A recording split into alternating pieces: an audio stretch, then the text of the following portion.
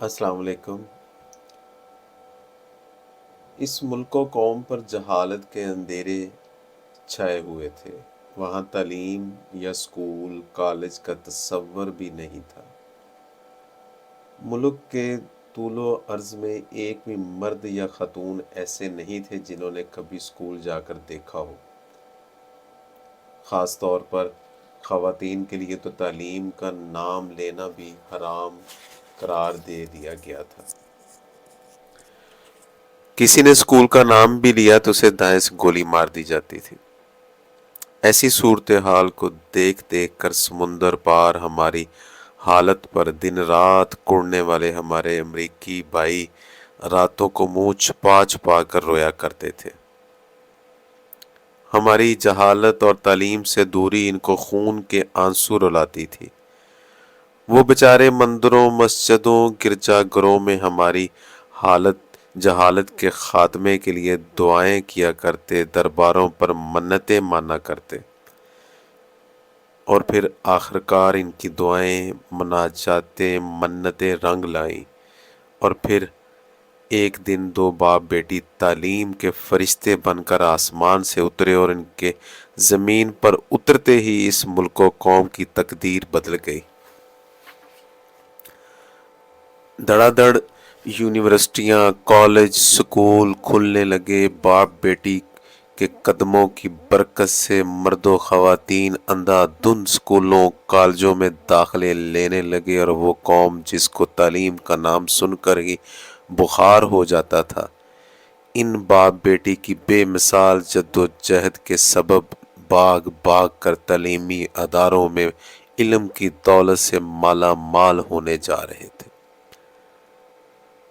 جہالت کے اندھیرے چھٹنے لگے تھے۔ ایک روحانی تعلیمی انقلاب کی بدولت میرے جیسے ان پڑھ بڈھے طوطے رات کو ناخواندگی کی حالت میں سوتے اور صبح آنکھیں ملتے ہوئے جاگتے تو تعلیم کے زیور سے آراستہ ہو چکے ہوتے۔ خواتین بھی جوک در جوک بے خطر تعلیم حاصل کرنے لگی۔ میرے پنڈ کی مائی پھاتہ، کوڑی مائی اور بے بے مختارہ جیسی 70 سال کی بوڑھی عورتیں ڈگریوں پر ڈگریاں لینے لگیں۔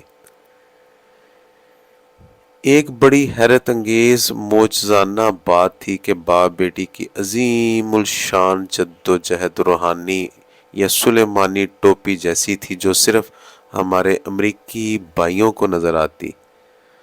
لوگ تعلیم کے میدان میں جھنڈے پر جھنڈے گاڑ رہے تھے، لیکن ان کو پتہ نہیں چل رہا تھا کہ ان تعلیمی جھنڈوں کا کپڑا کہاں سے تیار ہو کر آ رہا ہے۔ ایک اور معجزہ بھی ساتھ ساتھ رونما ہو رہا تھا جو 6-7 سال کی گل مکئی صحافت کے میدان میں بھی سب کو پیچھے چھوڑ چکی تھی۔ پھر جیسا کہ ایسی الف لیلا کہانیوں میں ہوتا ہے، کہیں سے جنات کے بادشاہ کو اس ملک میں تعلیم کی حیرت انگیز کامیابی کا پتہ چلا۔ تعلیم دشمن جنات کے بادشاہ کا خون کھول اٹھا اور اس نے جنات کو باپ بیٹی کی گوش مالی کے لیے بھیجا، جنہوں نے تعلیم کے میدان میں تاریخی جدوجہد کرنے والی اس معصوم فرشتی پر حملہ کر دیا۔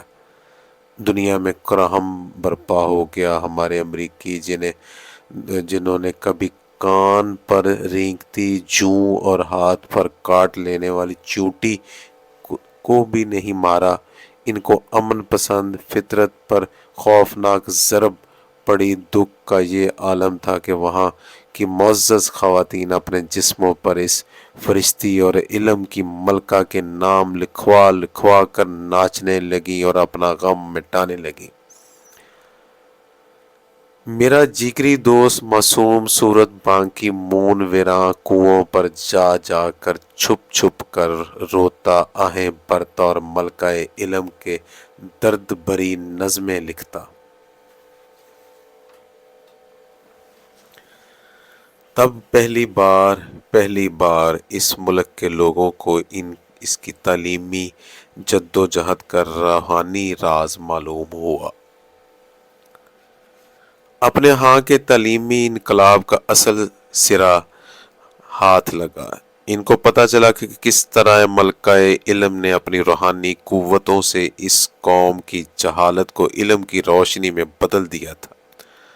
ہمارے امریکی بھائی اب اس ملکہ علم کو سب سے بڑے اعزاز سے نواز چکے ہیں، اور دنیا بھر کے میڈیا کی طرح اس ملک کا میڈیا بھی ملکہ علم کو خراج تحسین پیش کرتا نظر آتا ہے۔ ایسے میں میرے پنڈ کی مائی پھاتاں کوڑی مائی ملکہ علم کے اس تعلیمی انقلاب کو تسلیم کرنے کو تیار نہیں۔ شاید ان کی عمر نے ان کو نہ ماننے کے جرم کی سزا سے بے نیاز کر دیا ہے۔